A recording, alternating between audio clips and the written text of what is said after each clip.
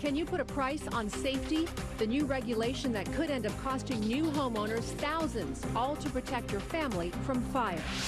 On the hunt It makes me sick to my stomach. for a possible child predator. It could have been one of my grandchildren. The evidence police have to go on as they try to track down a man accused of trying to kidnap a local child.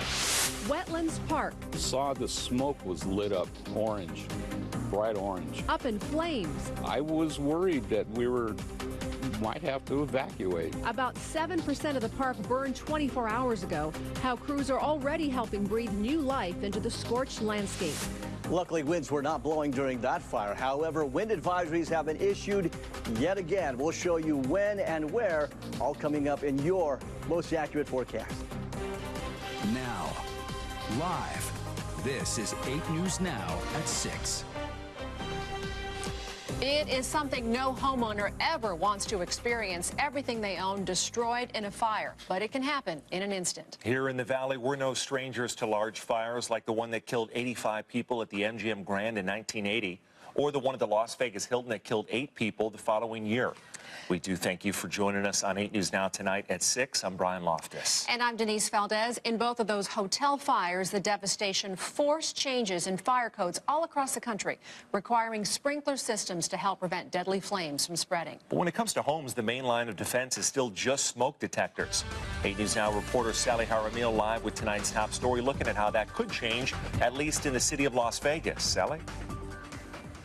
Well, Brian, the addition of fire sprinklers increases the chances of surviving a house fire by 97% and drastically reduces injuries to firefighters. Simply put, this is our work. About 4 years ago, the idea of having automatic fire sprinklers built in all new homes in the city of Las Vegas was brought up. Many question if this was necessary in residential homes and what the cost would be. Firefighters strongly support the ordinance. House fires are the structures that my members and members across this country are killed in most every day in this country. They say sprinklers increase life safety of 600 firefighters on 3 shifts that respond to house fires every day in the city limits. This new ordinance will apply to new homes less than 5,000 square feet. The only concern from council members is inspections delaying projects. We will develop metrics that will compare our speed at which we're doing these inspections against non-sprinkled properties to make sure we're not holding them up. The conditions? Do this under a 6-month trial period. We do commit, and it actually is written in our policy that inspections shall be done at the time requested, no holdovers, and our folks commit to do that. We can handle this workload without any additional resources and without any increased financial impact to our department. Although the sprinklers would add additional cost to a homeowner, firefighters say the benefits over time will outweigh the additional costs. Sally Jaramillo, 8 News Now. New at 6, Massachusetts gambling regulators will be looking into the sexual misconduct allegations against Steve Wynn tomorrow. Now, that investigation into Wynn will be a major topic of discussion when commissioners meet tomorrow afternoon. They claim Wynn's $7.5 million settlement with a former employee was intentionally kept from them. News of the allegations, of course, first surfaced in a Wall Street Journal report that was last month and come as Wynn is building new properties in Las Vegas as well as outside of Boston. We are just getting new details about a robbery that happened at a local casino. 36-year-old Tina Marie Lopez has admitted to police she was the one caught on surveillance cameras Monday approaching the cashier's cage at South Point, where she pulled out a gun, got away with nearly $10,000. Her fiancé, 36-year-old Jason Lockwood, admitted to being Lopez's getaway driver. Police were able to locate Lopez after being tipped off by members of her family. She and Lockwood are charged with robbery and conspiracy. They are due in court on Friday. Well, police are hoping new surveillance video will help them catch a suspected killer.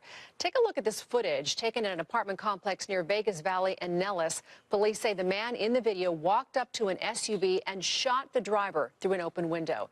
If you happen to recognize this man or know anything about this shooting, you can call Crime Stoppers at 385-5555. Police also releasing this sketch today, hoping it will lead to the arrest of a man they say tried to kidnap a child. He's described as white, possibly in his 60s, with a thin build and gray hair. The attempted kidnapping happened February 12th near Seville Middle School. That's up in Centennial Hills. We talked with a woman who lives near the school who had very strong words for that suspect. I'd like to get him, put him out in the desert, strap him down, put honey all over him and food, and let the predators take it. That's how I feel. Again, if you recognize this man, please call police immediately. All right, you know, it's been pretty chilly out there, but now we're hearing maybe a chance of some snow in the mountains. Wouldn't that be great? It'd be great to get even some flurries would be nice. With details of the forecast, Ted stepping in. Hit it, Ted. Hey, guys, snow in the mountains for sure. Chances for the valley, probably not so much. One thing's for sure, though. Here we blow again as wind advisories again issued for tomorrow. This time at 8 a.m. for Thursday all the way through 10 o'clock tomorrow night. That's for all these areas here shaded in orange. So for the Las Vegas Valley, here's where we could see gusts between, I'd say, 30 to even 50 miles per hour with up to 60 mile per hour or more for the mountains. That's in play for tomorrow, again, through all day tomorrow until 10 p.m. Current conditions outside. Here we go. High 40s, chilly outside. Notice your winds, they stay light, less than 10 throughout many of our neighborhoods. That will be the case all throughout the evening. That's the good news, right? We'll say goodbye to the cloud cover, clear out tonight. We'll see those temperatures still stay a little chilly, but the winds stay light for now. And then tomorrow we start to see those breezes start to pick up. 41 degrees at 8 a.m. for your commute. Partly sunny skies, but bigger winds are on the way. I'm going to give you the timing of those winds, when they will peak, and how long they'll stick around, all straight ahead in your most accurate forecast. Brian, over to you. All right, thanks, Ted. Crews finishing cleaning up what's left of last night's massive brush fire at the Clark County Wetlands Park. It's a story we brought to you as breaking news last night at about 5:40 p.m. The flames ended up scorching about 14 acres of the 210 in the nature preserve.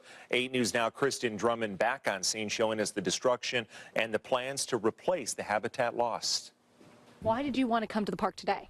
I wanted to come today and make sure that it wasn't all burned up. Visitors like Gerald Brown walk around Clark County Wetlands Park, taking a look at the devastation left by a massive brush fire last night. I was pretty scared that we're going to lose the park. The raging flames sending plumes of smoke into the sky over the valley. Clark County Fire Department says it scorched about 14 acres in the nature preserve, leaving a black char now for people to see. I was just really glad it didn't happen on Sunday when it was really blowing. We had a lot of wind going on.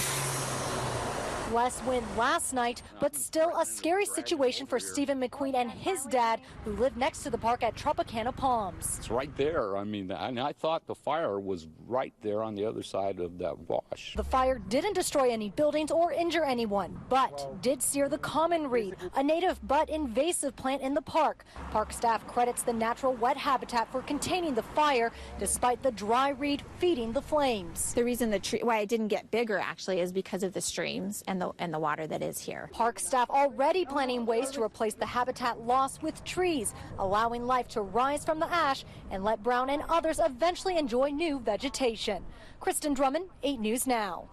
The cause of last night's fire at this point remains unknown.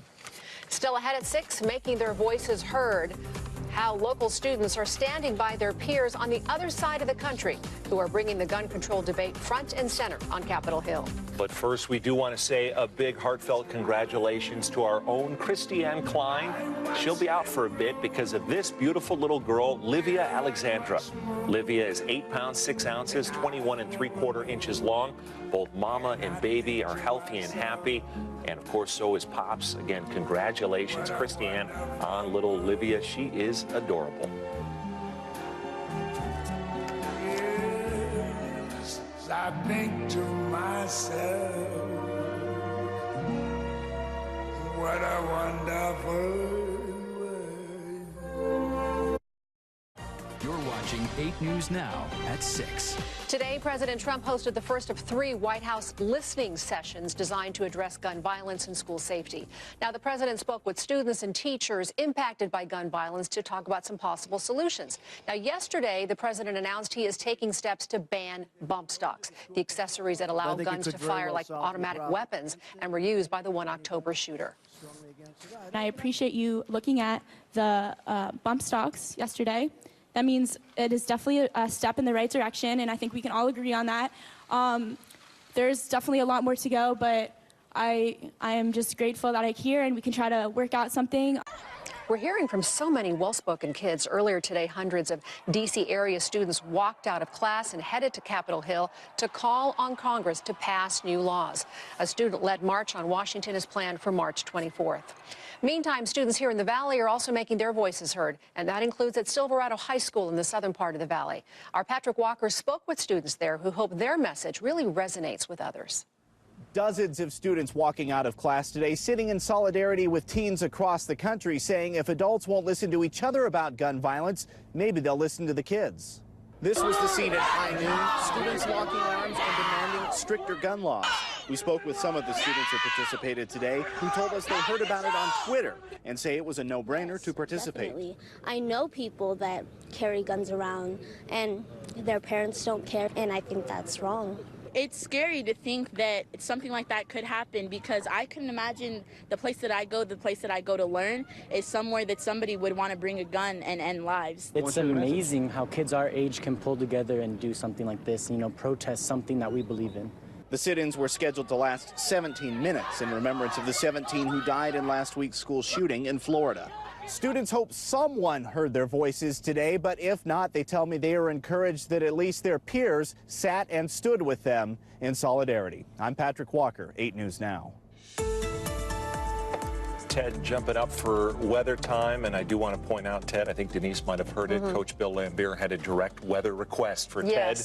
You better listen, man. You see the bad boys down? Normally I go, I'm just a messenger, but when Bill Lambier's in the studio, I got to make that happen.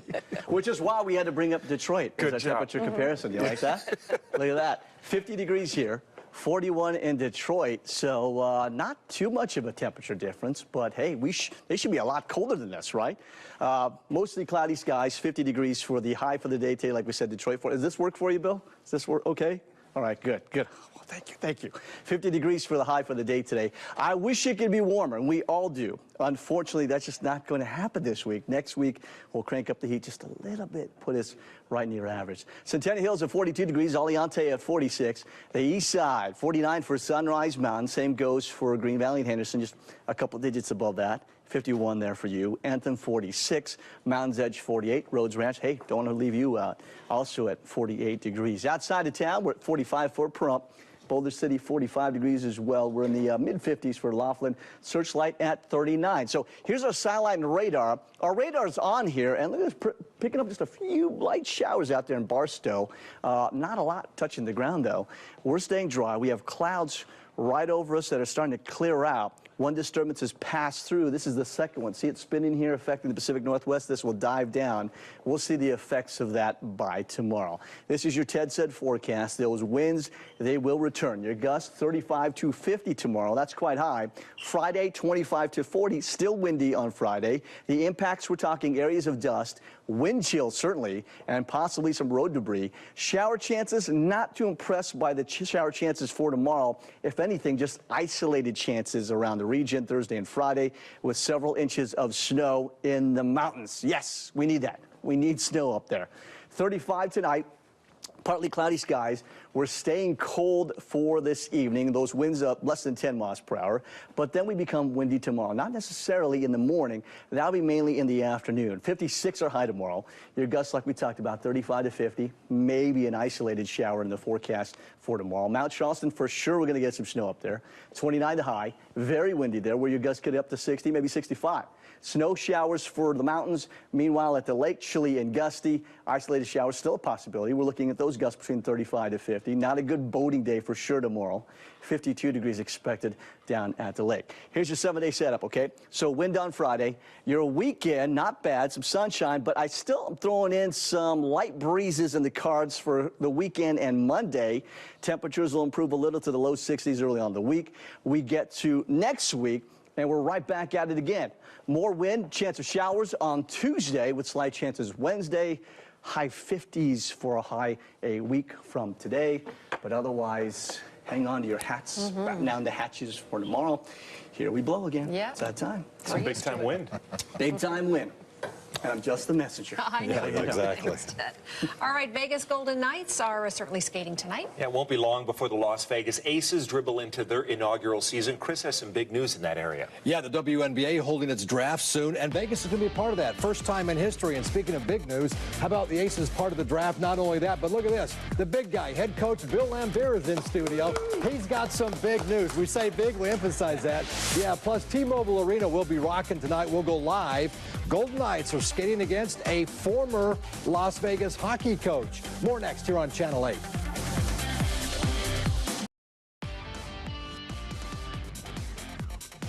All right, the Vegas Golden Knights are back on home ice tonight, skating against the Calgary Flames. Now, remember, it was less than a month ago. Vegas beat this team, scoring 3 goals in 53 seconds for a 4-2 win. Now, Calgary and all of its fans are in Las Vegas for a second of 4 games this season. Let's head out to T-Mobile Arena, where John Treach is joining us live. John, I got to believe the Calgary fans are stopping by in Vegas for this thing. It'll be rocking tonight.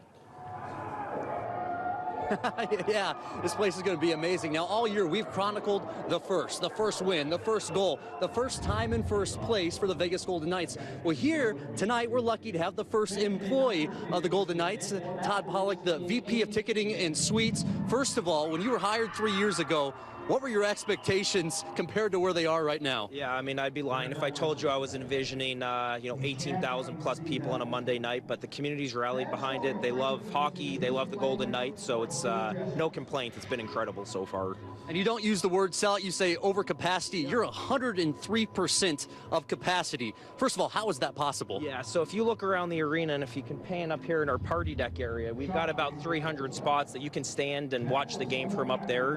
Hide on the 5th floor, we've got a nightclub that holds about 500 people, and then additional standing room only throughout the building, and people are buying them. Tonight will be another great crowd, but we're filling every inch of the building that we can. Awesome, man. We know Canadians love Las Vegas, but when it comes to opposing fan bases, who brings the most in your opinion? Typically a lot of the original 6 teams, those with, we've got less than a year of history, they've got decades of history, so original 6, Canadian, some of the geographic rivals as well, but we welcome them. It creates a great atmosphere at the games, and it's been a fun environment for sure. A fun environment, that is the understatement of the year, and yes, all those teams are still chasing the Golden Knights in the Western Conference. Reporting from T-Mobile Arena, John Treach, 8 Sports Now. All right, thank you very much, John. One of the side stories from tonight's game, we'll be sitting behind the Calgary bench. Flames head coach Glenn Gulutzan spent a half a decade in Las Vegas cutting his teeth as head coach of the Las Vegas Wranglers.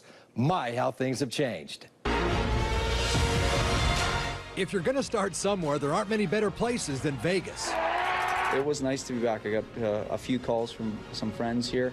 Gulutzan coached at the Orleans Arena for 6 years, beginning in 2003, and he actually coached Knights defenseman Derek England. It really helped me develop my game back then and the last year, so nothing but good things to say about him. You watch Eggie go through it all, and then, it was a real pleasure for me to see him again on the other side. Both were wildly successful. Gulutzan led the Wranglers to 5 postseason appearances, 2 division titles, and 1 Kelly Cup championship appearance. To the guys who now wear the burning sea, that's no surprise. He's a new age coach where he thinks the game in this modern era where he's always thinking of different plays and different strategies. Very family-oriented. That's the one thing that he instills right away, with your family away from the rink and then even with the guys in the room. Gulutzan knows better than any other hockey coach what the Vegas flu means, because when he was coaching here, he had an offer opposing teams couldn't refuse. we knew the players were coming in, let's say at midnight or 2 from a bus trip, and we'd fill it with beer tickets, free beer tickets for drinks at the Orleans, and hopefully the guys picked up a few before they headed off to bed. And our home record was pretty good the first year. There were no curfews on this visit, maybe because all the players and coaches' moms are here, including Gullitson's. My mom talked to me till about 1, and we chatted, and now I'm gonna have to have a nap this afternoon, but that might be all right for me. All right, now tonight's game with the Flames begins at 7:30. Knights are looking to break the mark for most home wins by an expansion team. They're tied right now with the Hartford Whalers, who won 22 games back in the 1979-80 season. You know, we teased earlier that Pistons great Bill Laimbeer is in studio, and sure enough, he is in studio. Coach and general manager of the Las Vegas Aces. Bill, I appreciate you being here. Thank you. Now, we're going to turn it over to you in about 15 minutes to make this announcement. You got an announcement here at Channel 8. But let me ask you just right now, how are things kind of falling into place for this team? Really well. We're hiring our staff, we're selling tickets, and everybody's really excited about the whole thing, and MGM's making a big commitment to our ball club. Now, you got the very first pick in the WNBA draft. Yes, we do. When is that? Where's it going to be held? The draft is April the 12th. It's going to be held in New York, but we're going to have it on TV here in town, and we're looking forward to it. And the first game here at home is, I believe, the 27th. The 27th of May. That is correct. All right, so it's lots of exciting times. The Aces are in town looking for fans just 15 minutes from right now. More reasons to hop aboard the Aces bandwagon. Denise, Brian? All right, Chris, looking forward to it. A Utah man came to the United States with nothing when he was a child. Now he's competing in the Winter Olympics on behalf of his birth country. Andrew Martin has his amazing journey from Ghana to the Olympic Games. The Ghana flag right here. You got to make sure you have the Ghana flag. That's because Akwasi Frimpong is at the Olympics representing Ghana. He lives in Utah, but Ghana is where he was born. And it's fitting that as just the second Winter Olympian ever from his home country, he got to be its flag bearer during the opening ceremony here in Pyeongchang. That was probably one of the coolest parts. I was definitely chill out until about 2 minutes when I had to walk into the arena. I was like, whoa, I'm actually waving the flag for 29 million people in my country. Less than a week later, Frimpong competed for his country in men's skeleton, February 15th, 2018, a day he'll never forget, spent at the Olympic Sliding Center. It was super cool. Obviously, I did not have that many runs to practice the track, but you know, the Olympics is all about having the opportunity to compete against the best of the world, and that I had that opportunity was just awesome. Akwasi Frimpong didn't medal. He didn't expect to. As a matter of fact, his expectations were on his helmet in the form of a lion trying to eat a rabbit. And the lion stands for, you know, all the things that I went through, the dilemma, the stress, the Dutch immigration, all the people that were trying to pull me back. And the rabbit, you know, is supposed to symbolize me trying to escape out of the lion's mouth. In other words, it's a metaphor for his life. In South Korea, I'm Andrew Martin. Boy, oh boy, that's a tough one. Yeah. The skeleton. No thanks. The Valley's newest pot shop just ahead at 6:30. We take you inside the dispensary right at the entrance to Chinatown. And gearing up for the midterm elections, we're going to hear from all of the candidates as they get ready for political battle for Congress. We'll be right back.